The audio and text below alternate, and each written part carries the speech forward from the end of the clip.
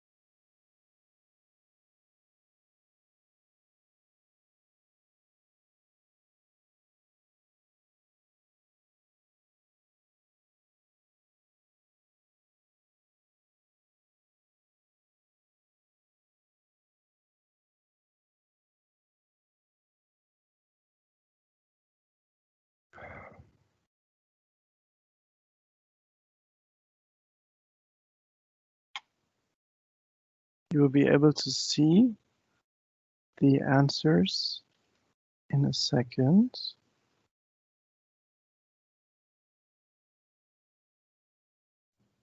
So here are the first answers. So you associate with human well-being provided by freshwater biodiversity, health, income, water removal, I suppose, recreation, fish removal, quality of life, nutrients, nutrient purification. What else?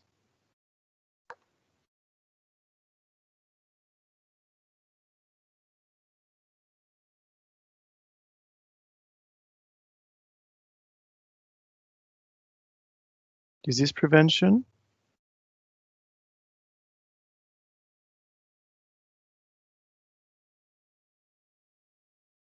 Contact with nature.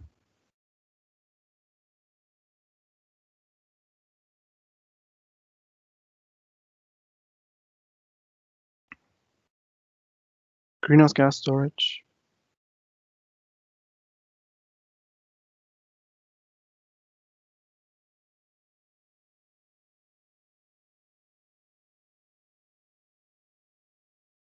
Okay.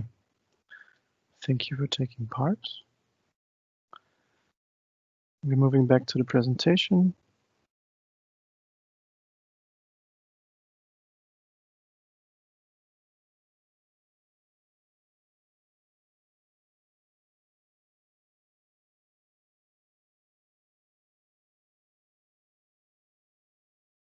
The first talk of the session will be given normally by Karan Kakui, but he cannot be here with us today. So I present to you the results, the scientific importance, results on the scientific importance of freshwater biodiversity by the Leibniz-Institute of Freshwater Ecology and Inland Fisheries in Berlin. So, freshwater biodiversity, essential for human well-being. This comes from a collaboration with the IGB, like I said before, together also with Sonja Janik, who is the professor for aquatic ecogeography in Berlin.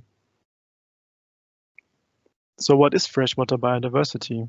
Freshwater biodiversity is has three components. So the first component is the ecosystem diversity, for example, rivers, lakes, water in other ecosystems, wetlands, and species diversity, and genetic diversity. Looking at benefits for human well-being, in the recently published report on water-climate interactions that you can find start-swimming.org, so floating, start swimming, you find also this diamond, as it's being called by colleagues, the diamond on freshwater ecosystems, functions, and services for climate change mitigation and adaptation, but as well for biodiversity and human well-being. So the human well-being, the benefits for human well-being by freshwater biodiversity are composed of ecosystem services, such as freshwater and food supply, water purification, groundwater replenishment, or for example, provided income by polludiculture and wetlands, raw material extraction, fishing, or tourism. This year, especially, we also look at pest and disease regulation, since this is an important aspect for preventing pandemics. So ecosystem modifications with development have often increased the local incidence of infectious diseases. Although major changes in habitats can both increase or decrease the risk of particular infectious diseases. This was already noted down in the ecosystem assessment of 2005, and shows that the ecosystem integrity, for example, in sub-Saharan Africa, is of vital importance for preventing pests, such as the one of the locusts at the moment, or also preventing zoonotic diseases.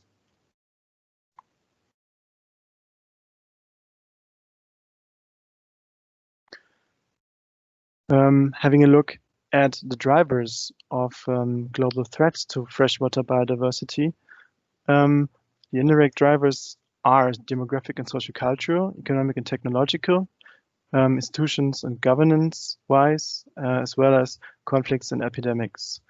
The direct drivers for freshwater biodiversity mainly composed of land use change, exploitation of resources, and pollution.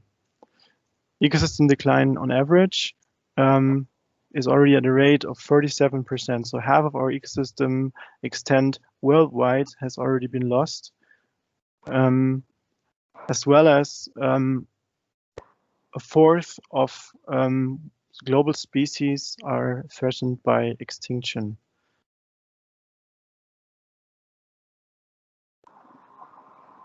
Looking here at the freshwater footprint, we see that freshwater withdrawals, irrigation, and also the terrestrial productivity by humans through agricultural use of water has increased severely over the past decades, and it's leading to also that we see that biological resource use, for example, natural systems modifications, and pollutions, as here at the top of the right chart, are main threats affecting freshwater megafauna overall, but also mammals, reptiles, and fishes themselves.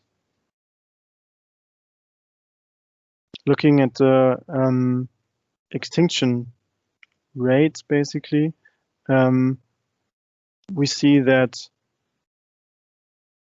amphibians have the highest rate of already extinct species, and on the left side is there you can see, like looking back up to the past 500 years, it gets worse the higher the graph shows.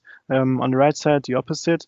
The species taxons that are at the lower part of the chart are actually the most severely affected. So on the IUCN Red List, we see that amphibians almost reach the bottom, so are one of the most threatened species groups.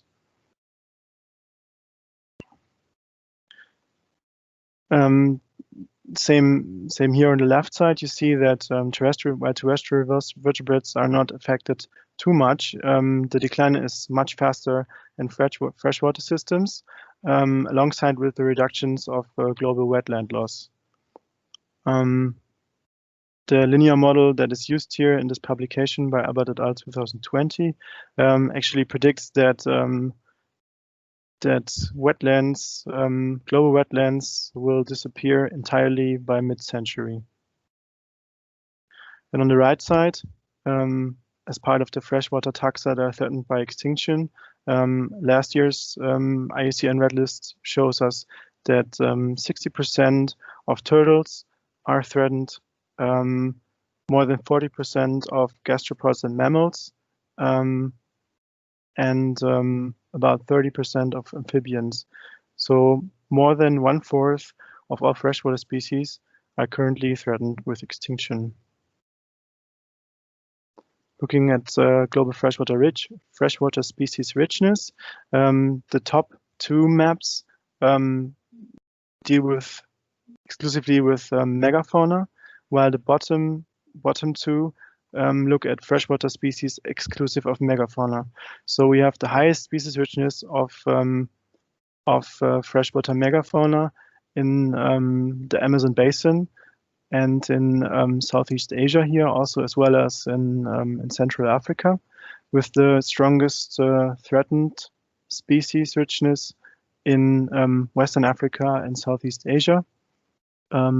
Most likely also due to the high populations in these areas, human population, of course.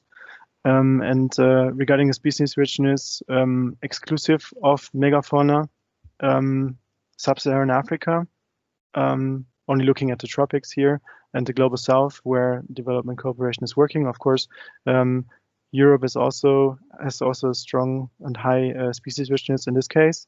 The most threatened areas are the Himalaya, the central parts of Africa, as well as southern India and Southeast Asia here. Taking these megafauna as a prominent example, looking at flagship species such as freshwater dolphins, such as crocodiles, we see and notice that most of the ones that are already being extinct or close to extinction are usually the ones that are migrating the most, such as the sturgeon, or inhabiting huge river systems. For example, the Yangtze or Mekong that's listed here in Asia, or the Orinoco in South America. Those are river systems that also have strong human impacts, and thus do not function the way they used to, with difficult outcomes for these species. Freshwater biodiversity, quo vadis, where are we going? Where are we heading? Right now, 2020, with the review of the CBD and SDGs still to come, there's of course different trajectories that we're able to take.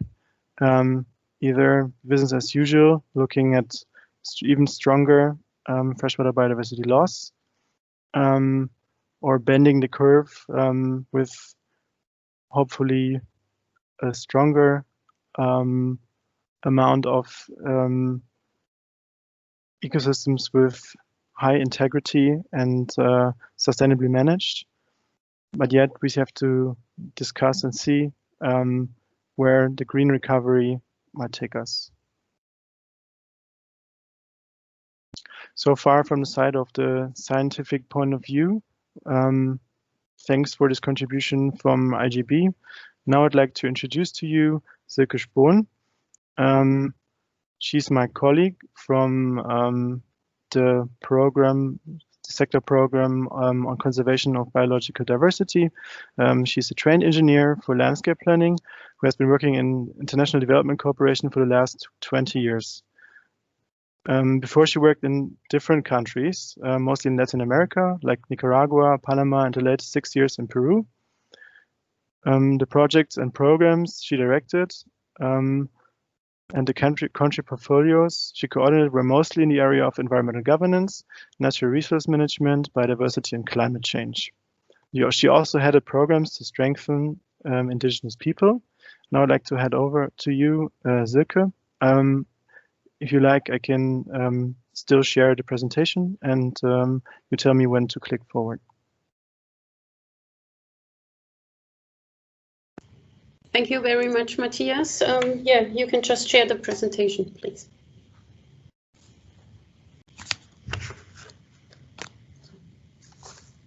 Yes, thanks a lot. And also for this first presentation, I would like to give you just a little bit of an insight of practices of biodiversity conservation in development cooperation, what I was asked to do. So click. Yes, we already heard about it. The Intergovernmental Science Policy Platform on Biodiversity and Ecosystem Services last year with the new global report warns us. The nature across most of the globe has now been significantly altered by multiple human drivers. There have been 1 million species already face extinction. We can look at this graph we have already seen in the last presentation. And there are about 75% of the land surface is significantly altered and over 85% of wetlands have been lost. So the main reason for that is our way to use the land.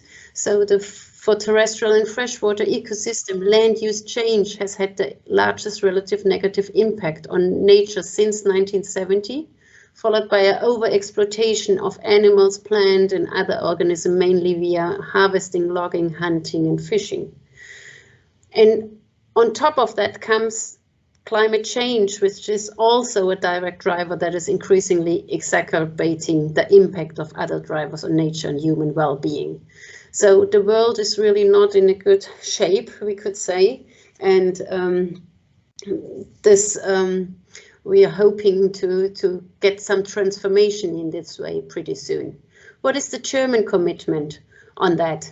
Germany has for many years been firmly committed to global biodiversity conservation and is for all those years has been one of the largest donors in this field.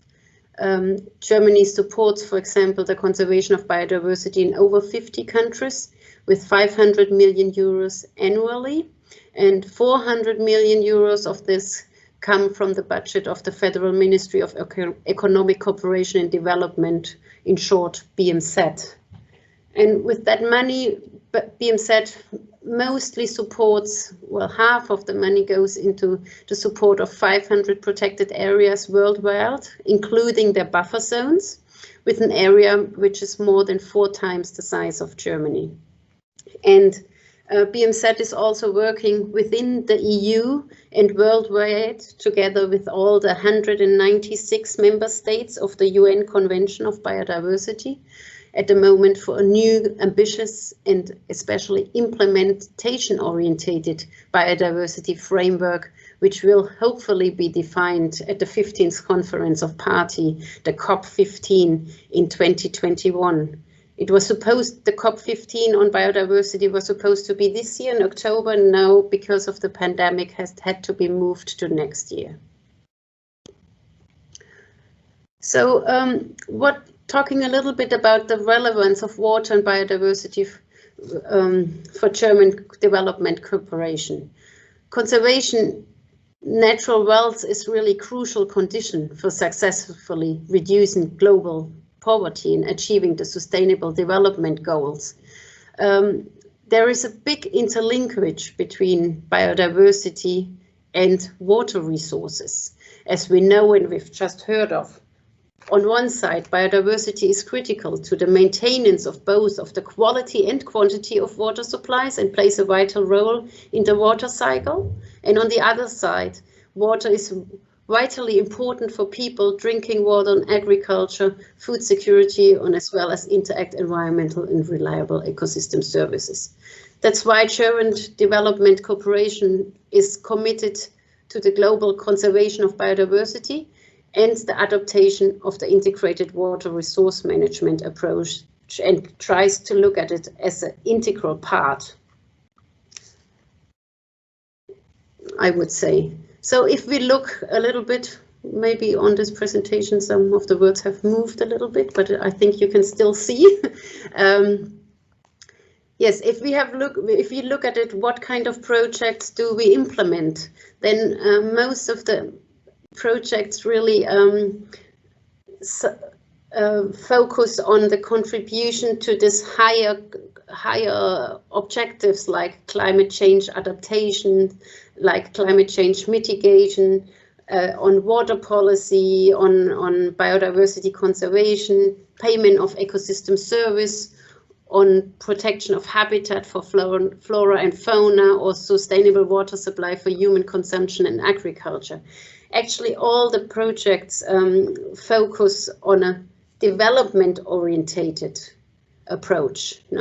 So looking at it in the landscape a little bit, going down the river from the water catchment areas to the river, through the lakes, to the mangroves, on the oceans. All those biodiversity or water programs focus on protection of the water catchment areas, on erosion control, going down the river, on watershed management, flood management, wastewater management if we come into more urban areas. Fisheries is a big topic. And then on the mouth of the river, going down to the ocean, the coastal protection is a big topic, and looking at mangroves, for example. All in all, we also, having in mind climate contribution to combat climate change, most of the projects today focus also on protection of carbon sinks. So looking at it in more detail, we could say, Matthias, somehow I only find one of the examples on my screen. I don't know what you see. There should be two examples on the screen. But we can start with the first one while we maybe try to fix it. Some of the results, what kind of projects do we have? There's one, for example, the conservation and sustainable use of biodiversity for 3 lakes in Albania, which was going on from 2012 to 2020. Some of the results are, for example, flora and fauna are regularly monitored according to EU standards. Today there's a joint commission on inland fisheries between Albania and Montenegro that has been established. Out of the 41,000 waterbirds who populate Lake Skodra in Albania, we state today that there are 14% more than in the previous year. And one of the success stories also is the Dalmatian pelican return to the lake after many years. So they are very proud of that one at the moment. I skipped my next example and go to this one, which I can see now, the KfW project on integrated water resource management in Armenia, to one of the rivers, which is called Akurian River. Through this financial cooperation, a comprehensive environmental and social impact assessment, for example, was established. There's also an integrated water management plan which was developed, and the whole sustainable agriculture production along the river was increased. You can find more information on that link. And going now once further down the river towards the coast, there's one example in Bangladesh, which is called the project of Sundarbans Management Project, which is still going on. So we have some results meanwhile, where we could say that through an integrated resource management plan, which was elaborated together with all relevant actors on land use, the protection and sustainable use of the biggest mangrove forest of the world, which benefits about 4.5 million people, was improved. For example, over 1.5 million village conservation forums members have been trained on organizational development, on natural resource management, women's empowerment, etc.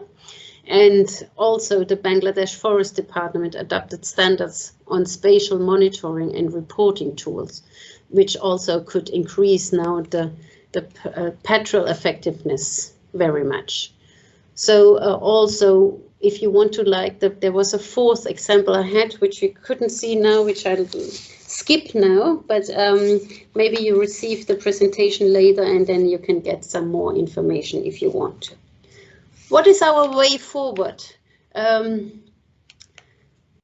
it's really important that delivering solutions meet both water development and biodiversity conservation goals and are really integrated in a broader sustainable development agenda. We can't just look at one topic. We have to see the whole in the whole system, how they interconnect and how water influences biodiversity and how biodiversity influences the water supply. That is really very important, and also the mainstreaming of biodiversity into the whole water management by strengthening and expanding the potential of ecological approaches in integrated water resource management.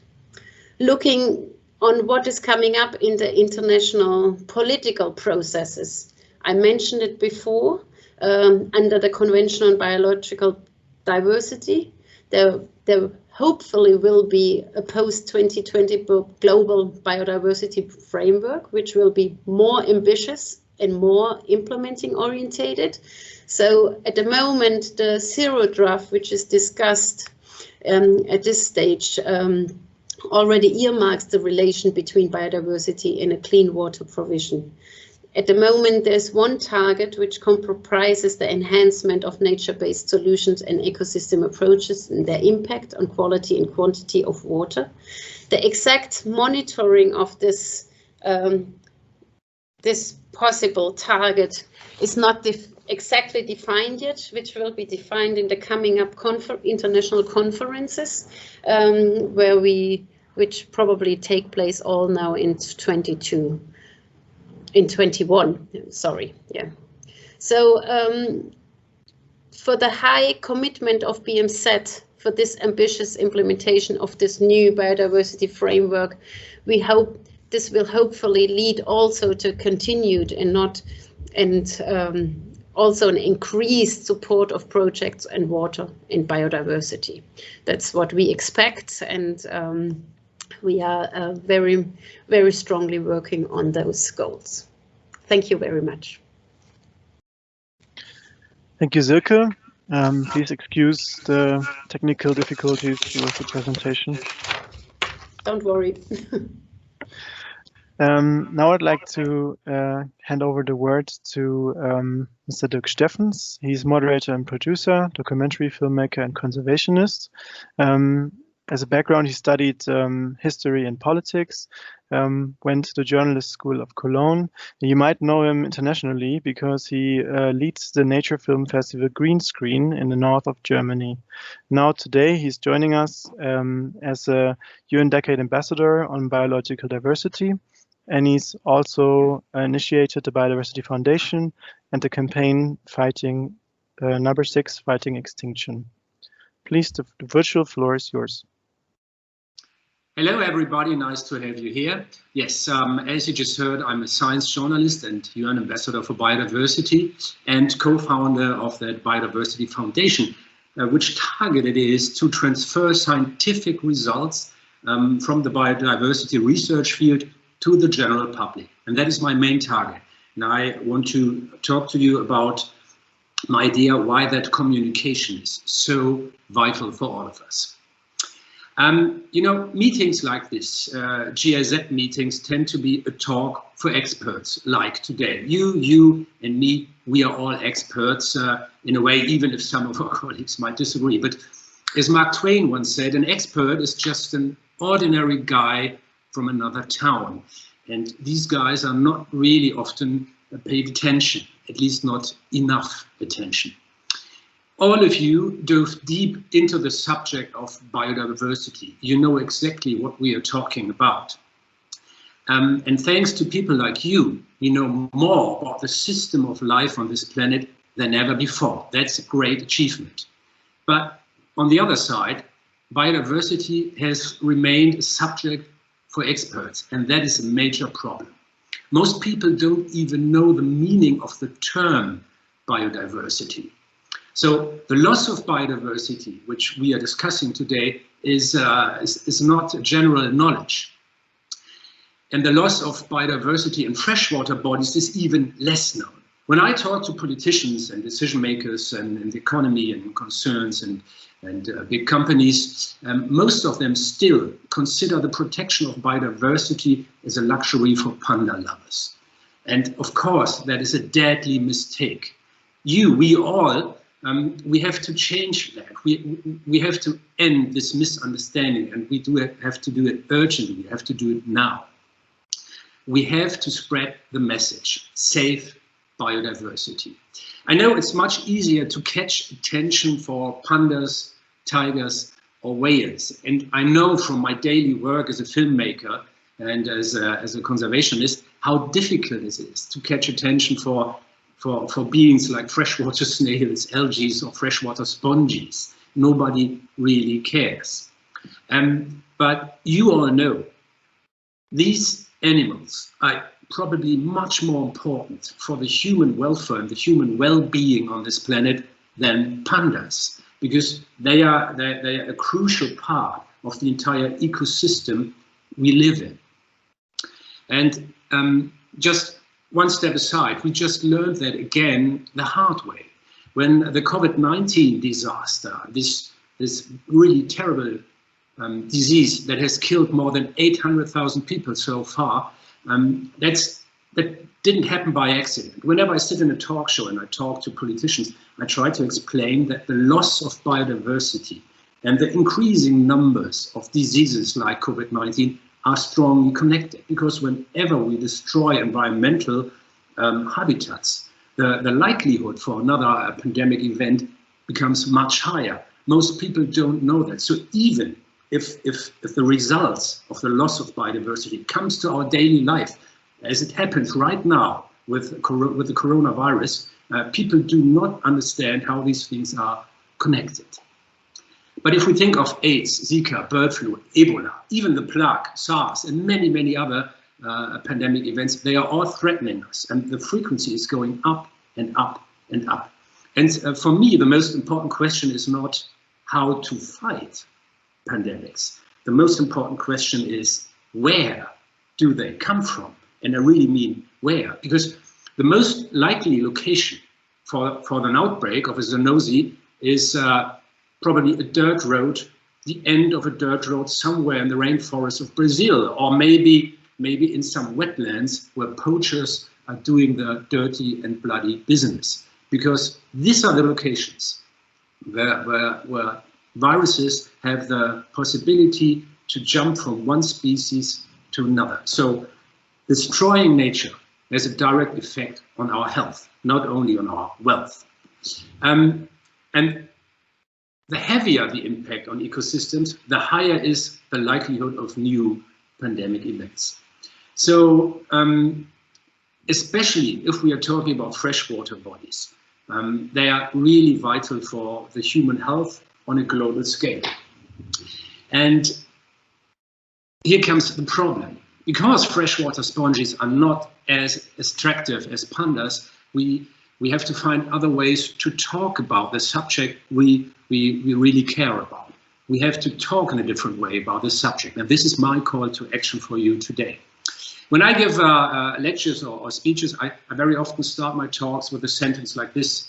You know, climate change is questioning the way we live, but the loss of biodiversity is questioning whether we live. That because I'm trying to explain how important this subject is, which still nobody in the newspapers and the public talks about. And every freshwater worm we lose is one too many, because where we at is that every single species counts. The human impact on freshwater bodies is even much worse than the impact on oceans or land or terrestrial habitats. They are the most threatened ecosystem on our planet, freshwater bodies. And as you all know, the major problems are pressure through human settlements, infrastructure, the overuse of water, pollution, overexploitation of fish and other species, and the invasive species, and of course, last but not least, the climate change.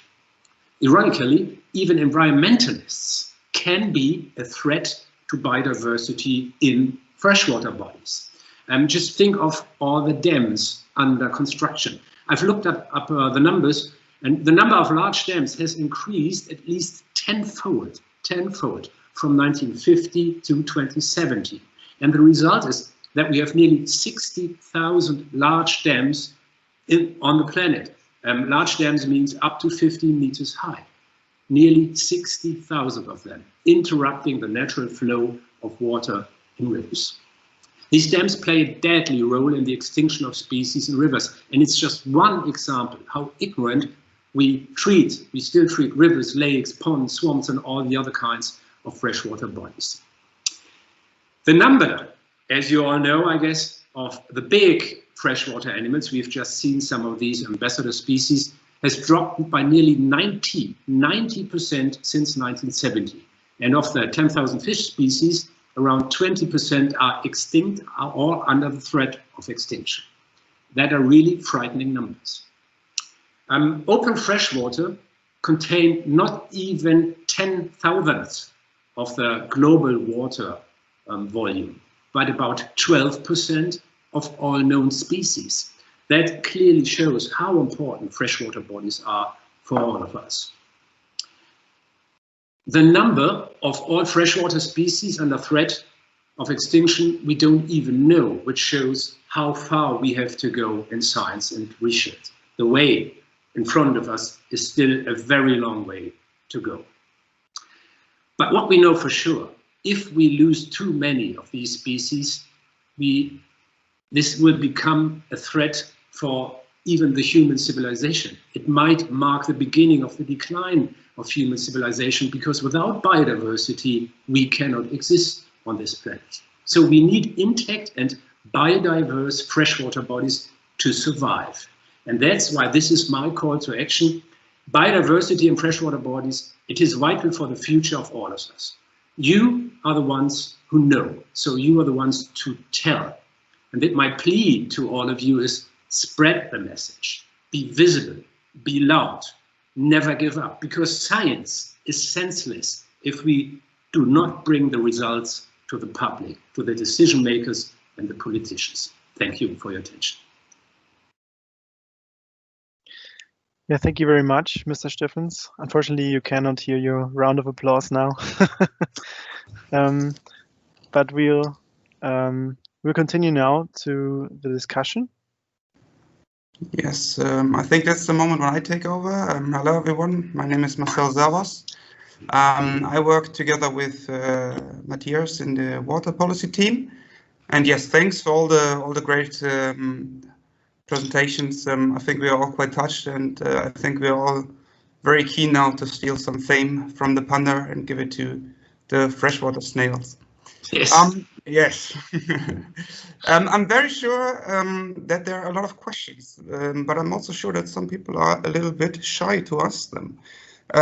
Given the time, we only have 5 minutes left. I would suggest we have a very quick question, quick answer session for the last 5 minutes, and then we will shift the Q&A to the web app. Therefore, I invite everyone who has questions to quickly just type something in the chat. I will copy paste you again our assembly to spur some inspiration for your questions. So in between, I might just start with my question if no one has typed something so far. Maybe Matthias, quick question, hard answer.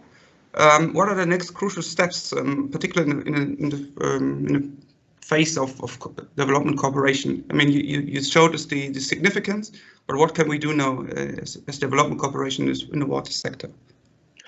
Of course, there are different opportunities to work on that. As we are, for example, a SECRO program, as well as the program of Silke Spohn, we will work on the policy level to find a way to influence the decisions of the ministry to create more projects on freshwater biodiversity conservation, and to, of course, include, as we heard a lot of times now, climate change. The solutions to climate change might even pose a threat to biodiversity conservation or to freshwater biodiversity as such. So we need to include thinking about this in all the steps that we take. Also if there are environmental conservation driven. Okay, thank you. So we have 2 questions in the chat now, which are probably which you can combine. I think they're both addressed to Mr. Steffens. It's basically, how can we improve the talk within the media about biodiversity? And the second question is builds on this, and it asks, if communication is vital, what do you think are the biggest obstacles so far? Yes, I would just go with that, as we have Dirk Steffens here. I just wanted to ask you, how can we do this? How can we get this message across to everybody? And how can the media, what can we do to improve the media to talk more about biodiversity conservation? And I would just love to have your opinion on that. Of course, that's the million-dollar question. Exactly. I'm working on that for 30 years now. So I cannot help you with a very clear and simple answer. But what I really think is we have to stop talking about nature and biodiversity as some kind of Armageddon narration. Because every message we bring to the public is very negative. It's something about decline, about loss, about what might happen, and a dark future. What all these people do that are most successful in public communication is we have to underline the chances, the possibilities, the win, what we can gain by protecting biodiversity. Because what we are really talking about is if we want to stay wealthy and healthy and happy as well, we have to learn again to work with terms like happiness and well-feeling, which are not very scientific, but they have to become again scientific. So we have to develop a positive narration, because nobody can stand the disaster news we are spreading for decades now. It's really, I know from myself, I read disaster news every day for hours, and it's really hard to take all of them. I know they are the real news, but we have to present a vision, what we can gain by protecting biodiversity. I think that's the main obstacle we have to take. We have to change the way we talk about our own future. Thank you. There's another question from Hannah Furen. I assume that probably it's addressed to Silke. You talked about land use change, and Hannah is asking, how can we get agricultural practices and livestock production into the conversation as drivers of freshwater quality decline? Well, yes, I think you are right. Whoever made this question, this should be a lot more important in all the development cooperation projects.